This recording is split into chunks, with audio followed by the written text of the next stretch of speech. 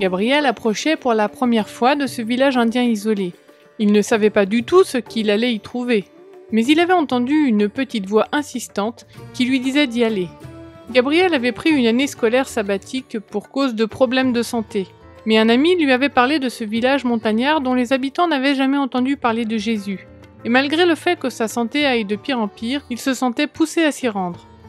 J'ai dit à Dieu, puisque tu m'as envoyé ici, il te faut prendre soin de moi et me redonner la santé. Je dépends entièrement de toi à ce sujet, et je ne compte que sur toi.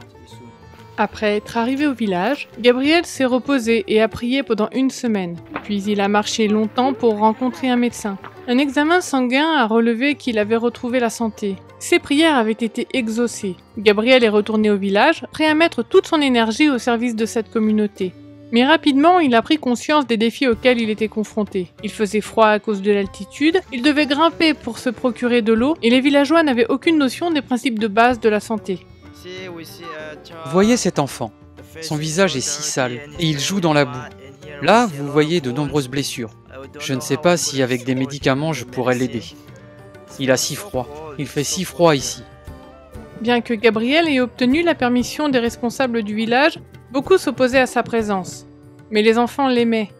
Il n'y avait pas d'école, aussi Gabriel a-t-il transformé son logement en classe. La plupart d'entre eux commencent à écrire. Ils savent déjà comment écrire A, B, C, D, et ils savent les lire.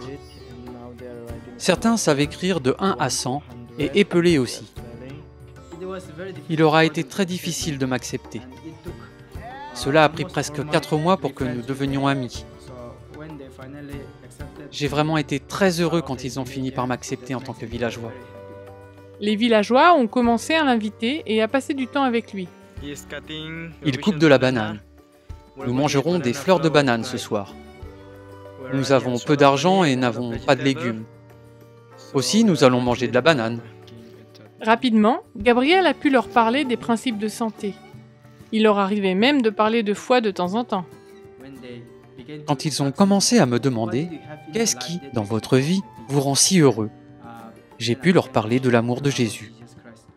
Les villageois aiment l'entendre parler de son espérance en Jésus. C'était un concept libérateur dont ils n'avaient jamais entendu parler. Beaucoup d'entre eux ont accepté Jésus et ont commencé à se réunir le sabbat. Cela ouvrait des portes merveilleuses. Mais parfois, Gabriel était encore découragé. Il se sentait très seul. Un moyen de sortir était d'aller de temps en temps au magasin voisin. Mais là aussi, il rencontrait des difficultés. Ils fumaient, même les femmes. Je ne pouvais plus supporter cette odeur. Mais il fallait que je m'adapte. Je ne sais pas. Parfois, je me demandais pourquoi Dieu m'envoyait ici, dans un tel endroit. C'était un champ missionnaire.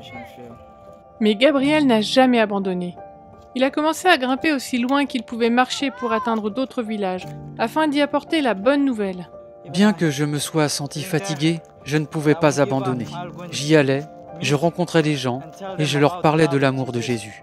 Après cette année de ministère, Gabriel a su que la seule chose qu'il voulait faire pendant toute sa vie était de faire la volonté de Dieu. Son désir de fouiller davantage dans la Bible l'a mené à s'inscrire à l'école de théologie de l'université Spicer. Quand j'étais arrivé au village, je savais que ma santé était très mauvaise et qu'il était même possible que j'en meure. Mais je suis habité de la passion d'apporter l'évangile à ceux qui ne l'ont jamais entendu. Aujourd'hui, Gabriel est heureux d'étudier à Spicer, une école dédiée à l'enseignement et à la formation des étudiants dans un but élevé. Son rêve est de devenir un implanteur d'église à plein temps. Et grâce à une famille missionnaire qui sponsorise ses études, ce rêve deviendra réalité. Non loin du campus de l'université, une communauté n'a pas d'école. Aussi, tout comme Gabriel a enseigné aux enfants du village, l'université y a ouvert une classe. La gratitude des parents montre à quel point cela était nécessaire. Ce trimestre, une partie des offrandes du 13e sabbat soutiendra la construction d'un bâtiment scolaire dans cette communauté. Nous vous demandons de prier pour cette opportunité toute proche de l'université. Priez pour que davantage de personnes puissent trouver espoir en Jésus, comme les villageois que Gabriel a enseignés. Merci pour votre soutien lors de l'offrande du 13e sabbat aux missions de l'Église adventiste du 7e jour dans le monde entier.